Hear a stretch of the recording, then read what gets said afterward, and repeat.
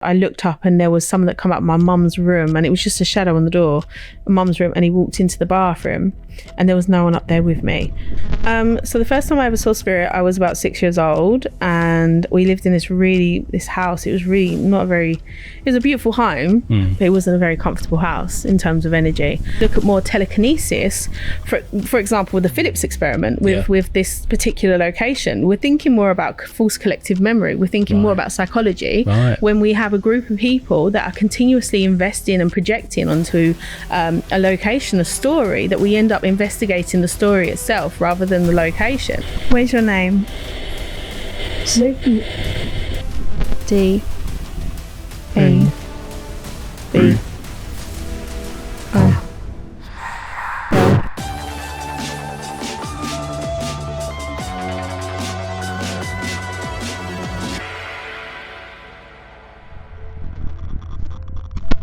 Hello and welcome back to the Bethnal Archives Paranormal Podcast. This is your one-stop shop for everything spooky and the paranormal. Today we're joined by Kerry Ann, who is a paranormal researcher and a medium. So tell us a little bit how you got into it. So I have been doing paranormal research for about 12 years. I started off as a spiritualist medium. So some of the tools that we use within the paranormal research, we very much use within the spiritual kind of movement. So I started off hunting, and now I'm more focused on the research side of what the paranormal looks like. So that's kind of how I got here. So the spiritual medium, it's a movement that started a very long time ago. It kind of is underpinned by the Victorian methods of investigation. So for example, the movement actually started with the Fox's sisters. They were three sisters that claimed to have been making communication with a peddler that had passed away and was buried underneath their home. From that, they were looking to communicate. They had rapping, tapping, physical manifestation of spirit. With that, they developed a movement, the spiritualist movement, in terms of the more kind of, and I've said it before, the Victorian parlour games, the kind of Victorian methods of investigation.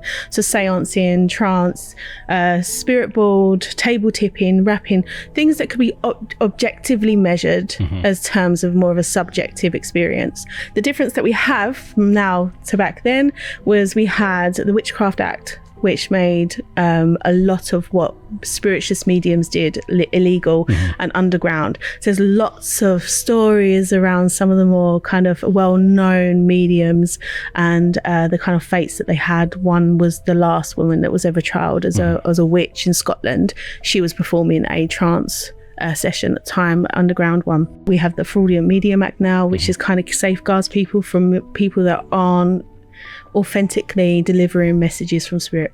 So we have lots of changes, and we can see how we progressed, especially when we think about the feminist movement as well as Socrates and stuff. They used at that time the mediumship, because the medium was held in such high regard. A lot of the times women would use that position to be able to share their stories and kind of influence the societal norms. So they would use the medium status as being able to do that, because otherwise women wasn't held in a position where they can stand up and talk and influence. So there's lots of positive things that have come from it, but it's just like anything, it's a double-edged sword. There's some negatives as well. How does that coincide with your other side of your life and more like sort of science-based logic? Like, how do you balance them two worlds? So it's a conundrum, if I'm honest with you. It's very conflicting, because my muggle job, my day-to-day job, is very much based in psychology. A lot of my training and a lot of my academic work is around psychology. So a lot of what I do when I talk to people about paranormal experiences is I look at more about what is happening psychologically and environmental factors in terms of how we perceive what is paranormal and what isn't. When we think about paranormal experiences, I do a demonstration, I do a talk about the ancient fear system, the actual bodily responses that we have when we are aware of being in a dangerous situation. We have that flight or fight that we innately we've had since caveman era. And all of the symptoms or the signs that people say about having paranormal experiences are also the same things you would have when you go into your flight or fight. So the hairs raising on your arms, the cold fingers and hands, feeling like someone's on the back of your neck. And it can be quite difficult, because when you think about being on your own in a building we're in the dark, you're there for one reason and one reason only, and that's looking for ghosts.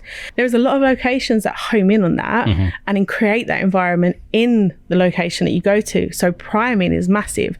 So as a researcher, as a paranormal researcher, much less than a ghost hunter, is more looking at how we can train ourselves into being aware of these different factors when we look for it. We'll look for spirit, because I absolutely believe, but I also am very aware of what happens in the body and the influences that we have in our environment, environment cues that can really put us in a place where we're like, oh. Mediumship and sort of spirituality and what you do, is that powers that you're born with, or is that something that develops, or can you learn it? Absolutely. Essentially, mediumship is working on a different vibration.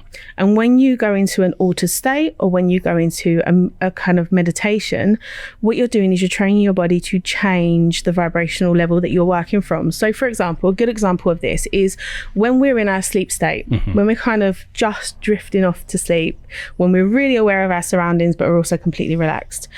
I am aware, it's happened to me, and I know it's happened to others, where we can either hear our name, or we hear someone call someone, or we wake up and there's no one in the room. A lot of the time, what is happening when we're going into that sleep state is we're altering the vibrational level that we're working from.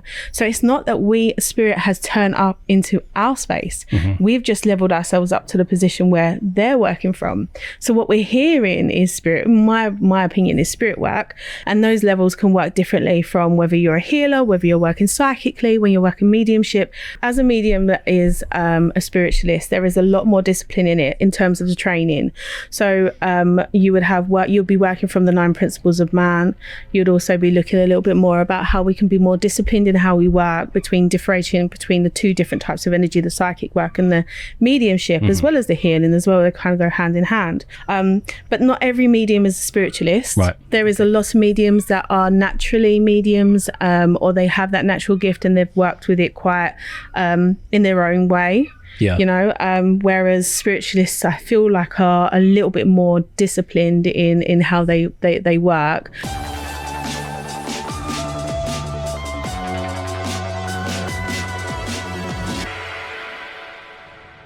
I asked this to Richard as well. Haunted objects versus haunted places. For you, what do you prefer, or what do you think is the worst? Haunted locations over haunted objects every time, but I spoke a little bit about the psychology behind when we go out and investigate and what happens in the body and stuff. There is a well-known location that is featured in a film. Now, this location is very popular. When people first go to investigations, they want to see what they see on TV. They want to have those experiences, and we can't always guarantee that. For me, ghost hunting is like fishing. Sometimes you can go and have a wonderful time. Other times it's just really quiet and not much happens. And that, both of those, for a researcher, is absolutely fine. For someone that's thrill seeking, that location, perfect for them, because they're getting the adrenaline, they're getting what they need from it. But actually, what we then start asking is, are we investigating the location, or are we investigating the false collective that's being projected onto the location itself? There was research that was done in Canada called the Phillips experiment. The Phillips experiment was essentially Dr. Owens and his wife, and they put together a group of people that had no psychic abilities at all. And they met every week and they made a ghost. They made Philip. Now, at first, nothing happened. So what they ended up doing was they ended up going to England, where they said that Philip once lived. They gave him a whole life story. He was a man of the manor. He had a wife, but he fell in love with a young lady that lived down the road. And when the wife found out, she intervened, and he was so upset about what happened, he took his life in his own hands. So this was the story that they had in this location. So what they did was they went to the location, they took artifacts from the location, they brought it back into the studio they were using, and after a while they started having intellectual communication with a spirit called Philip that validated everything. Now, this was put on television. There is a recording, you can see it on YouTube. They recorded the table literally lifting up off the floor and moving around. They made that ghost. The kind of theory was that spirit is not real, that it's telekinesis. Right. Okay. Right. So that is what Dr. Owens wanted to prove. Yeah. And that is what he did prove. That doesn't mean that spirit doesn't exist, but when we think about what he did within that research, when we look at this location, it's exactly the same thing. So interesting what you said there from our previous episode, Richard. We was talking a bit about poltergeists. And power from women at a certain stage and things moving and so what you're saying there is there's a direct link between maybe telekinesis, absolutely, spiritual like power from people. Yeah, I mean, a poltergeist activity, yes, we think about young people. Whenever you see any poltergeist activity film, there is always a young girl in a broken home that's going through the first stages of teenagehood. Everyone, I cannot think of any of them that doesn't have that, because really that is a main theme when we think about the poltergeist activity. But when we look at more telekinesis, for example, with the Phillips experiment with this particular location, we're thinking more about false collective memory. We're thinking more about psychology. When we have a group of people that are continuously investing and projecting onto a location, a story, that we end up investigating the story itself rather than the location.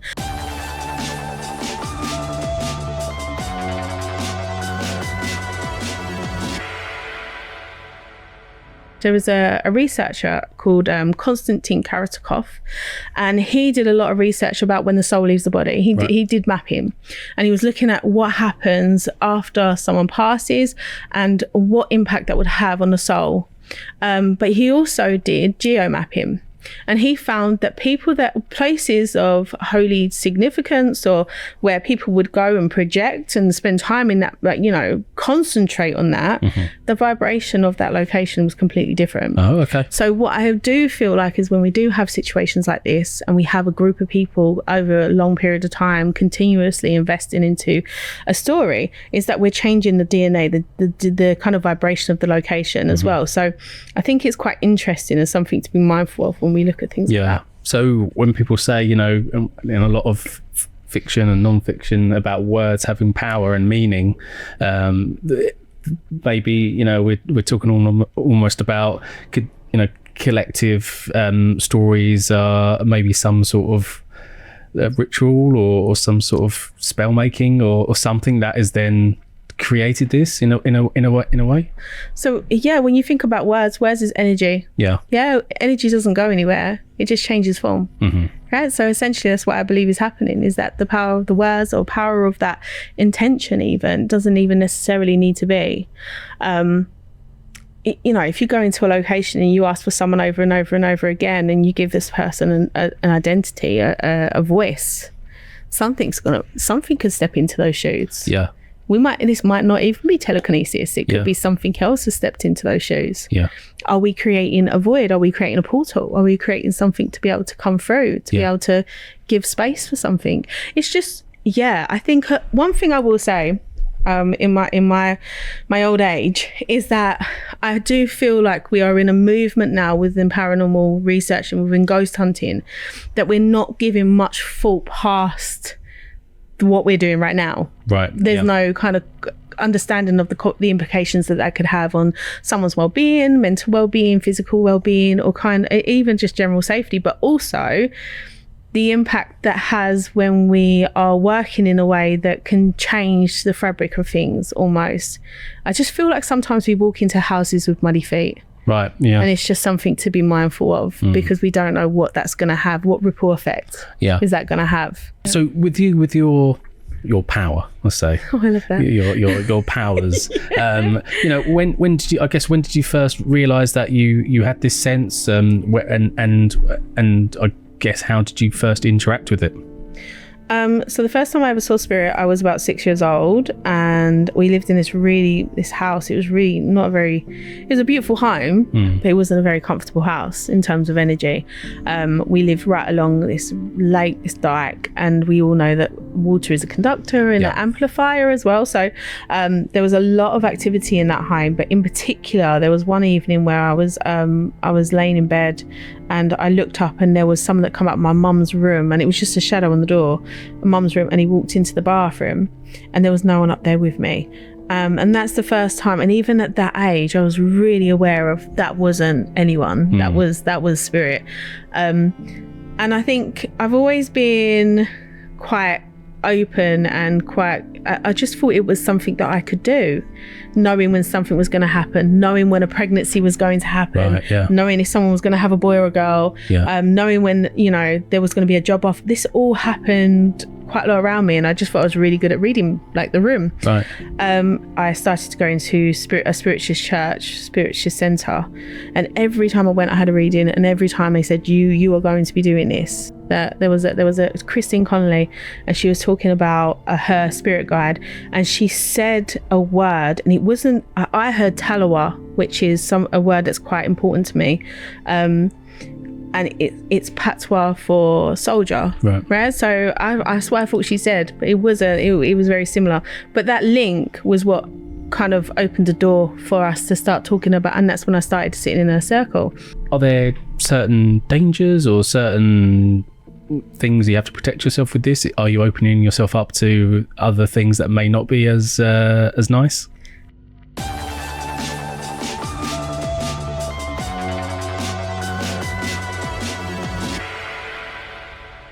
My first ever team was called Stranger Than Fiction Paranormal UK, which was a sister group to Stranger Than Fiction Paranormal in Arkansas, and we worked quite closely. We had some great investigations. And when we talk about attachments and negative energies, we investigated a location in Kent called the Red Line in Charing Heath.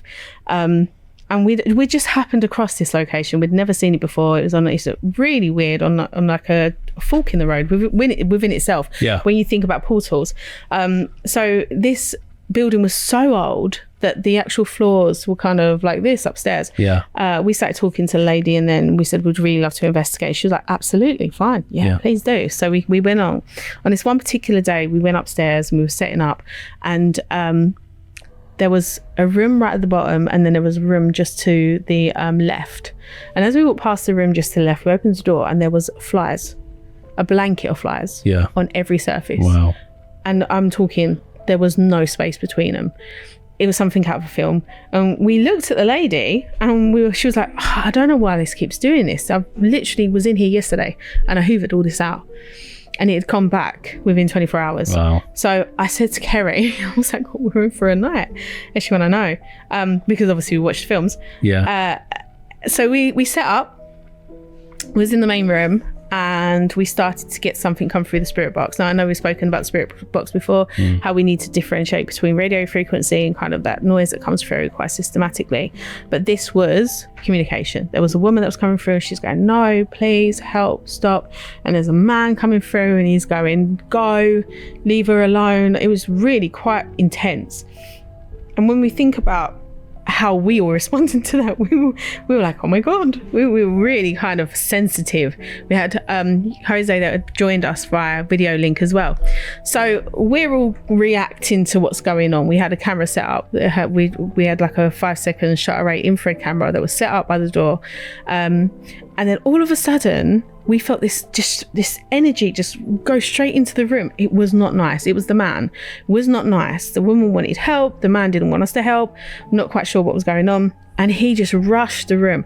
And there was 2 members of the team. One was sitting with their back to the door, and then Jose was on the video link, and it was set up next to him.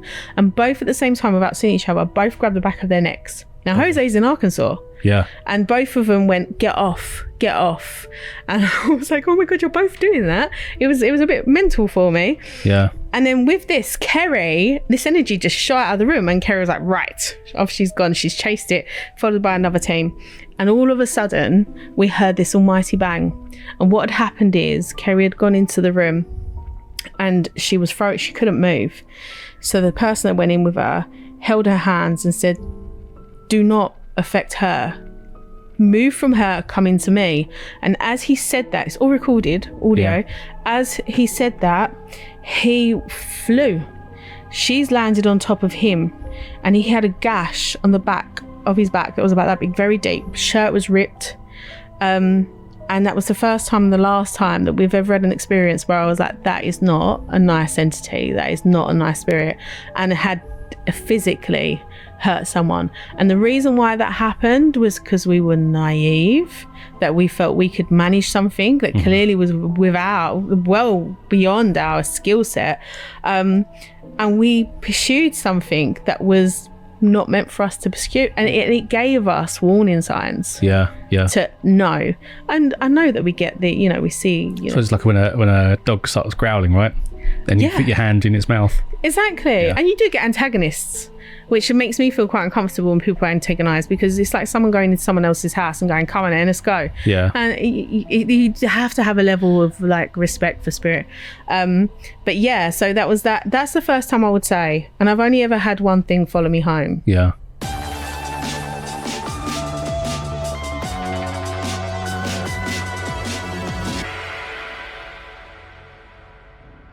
And also, I'd love to talk to you about the thing that you said that followed you home. So let's go.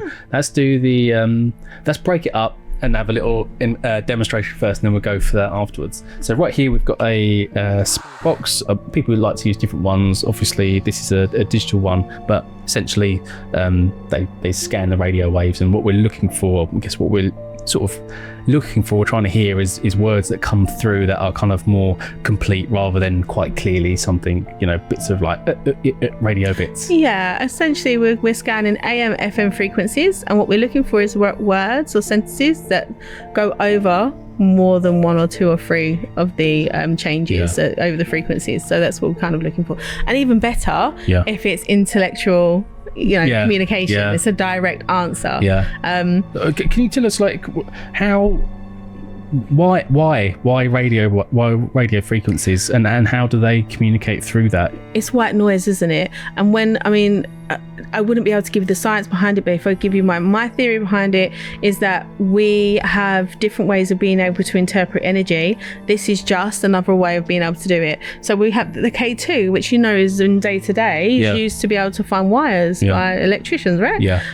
But essentially it's still looking for energy, which is why it works with spirit. So if you think about the way that the radio works, the fundamentals of it, it's essentially looking for frequencies and radio waves to be able to give that sound, and it picks up in the same way. Okay, well let's give it a go, shall we? Okay, so firstly, I call upon those that work with us in spirit, and I ask that if there is any spirits here that wish to communicate, step forward, use our energy, and let yourself be known. You can either touch us, make noises, pull one of our hair, touch our clothes, but we would like to hear your voice. So is there anyone here that wishes to communicate in spirit? Where's your name? That sounded like a child's voice. Yes, it did. What is the name of the other person in this building?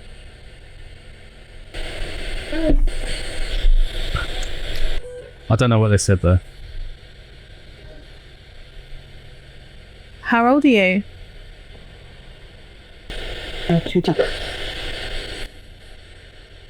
We heard something. We had one response. That was definitely a child's voice. And I think with the spirit box, it's quite difficult because you need to have long periods of time where you're not talking, because the chances are you're going to talk at the same time they're going to say something. So having that time between as well is good practice. And then also making note, if you are doing a recording, when you're hearing noises, what time, just so you can go back, have a look.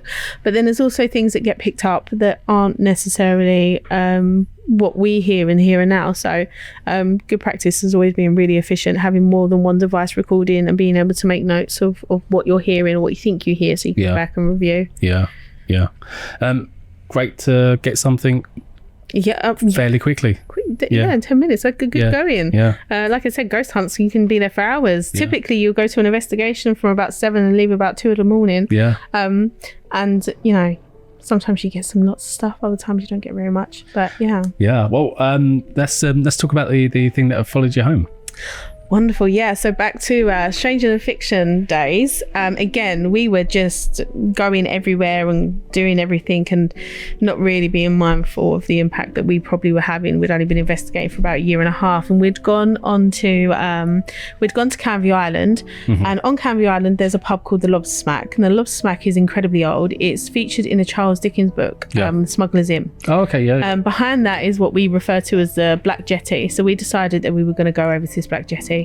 And we started communicating with this young man, who wasn't very happy. He wasn't angry. He was very sad.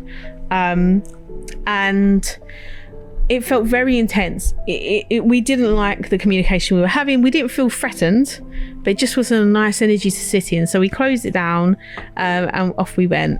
Anyway, a couple of days later, I was in my home, and there was young people in my house that belonged to me. They're mine. They're not. I've not acquired them. They belong to me. I made them myself. And one of them had like a Paw Patrol little plastic cup, and the way that my home kind of sits, it's like an L-shape hallway, and then I've got an L-shaped kitchen, and this cup flew from one corner of the kitchen into the hallway, hit the wall, and then landed in my bathroom. Wow. And I was like, okay, that's something. And I kind of just was like, can you not do that? It was just me in the home, and I was like, can you not do that, please? Thank you. And then about a couple of days later, I was it was really hot, so I was sitting in my room by the window, and I had a tin of paint that was on my wardrobe, and I watched this tin of paint being pushed to the front of the wardrobe, and it just got pushed. The paint went everywhere, and I was like, okay, I'm gonna I phoned up my teacher, Philip Russell, and I was like, can you just come and have a look? And so he come around and he had a look, and he was like, yeah, it's fine. No, nothing, bad, but whatever was here is no longer here. Let's just put it that way. Right. So I was like, and I've never had anything touch wood. Yeah. Nothing since. So it's the only time that I've ever felt like, and I don't believe that people take people like spirits home.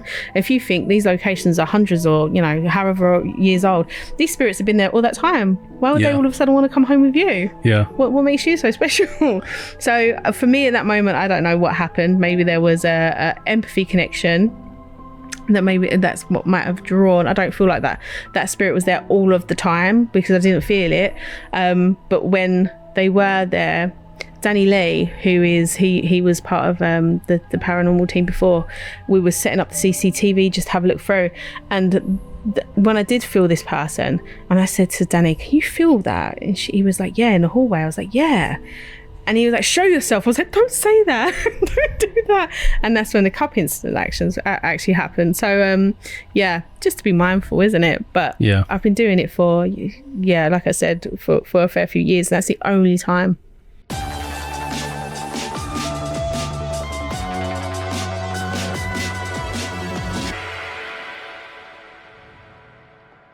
I use, obviously we talk about portals. So I have my own personal tarot cards. Lovely. Which are, they give you a bit of an insight of it's psychic work, essentially. Tarot cards is psychic work, so you would just read from those, and each tarot would mean it's a reflection of a different wow, look at that. That's a lovely set. Let's show that up to the camera. That is a beautiful one I made set. Earlier. I made gold tarot. Wow. And it's my favorite set by far. So it's very, very, very pretty.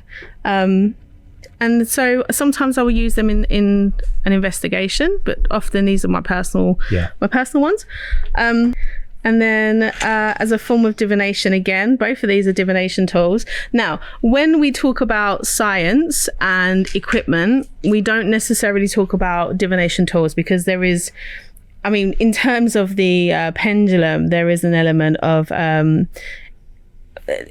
we are moving that ourselves. There is a term for it, but it escapes me. So it's something to just be mindful of. If you're working with someone that is using a divination tool, a pendulum and a pendulum board, make sure you trust them. Yeah. Make sure you know you work with them quite well, and they're not going to be making things up.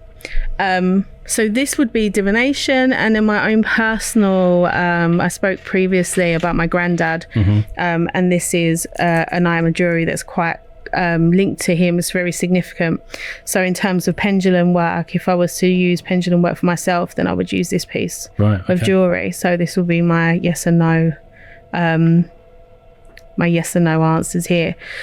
With the spirit board, in terms of investigations, it's a case of making sure your arms quite steady, and you could get names, or you could get yes, no, maybe. It depends on how the board's moving. My arm is not at all rested on anything, so it can be quite difficult to keep your arm steady so that you're not influencing that in this position. But yeah, you would just ask if there's anyone there, and it might tell you yes or no. Okay. Is there anyone that wishes to speak with us? If there's anyone here in spirit, would you like to speak to us? Unknown. Is there anyone here that doesn't want to communicate with us? Yes. Okay. I want to ask more questions. Can you spell your name? D.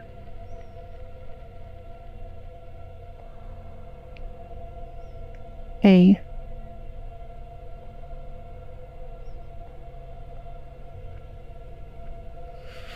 B.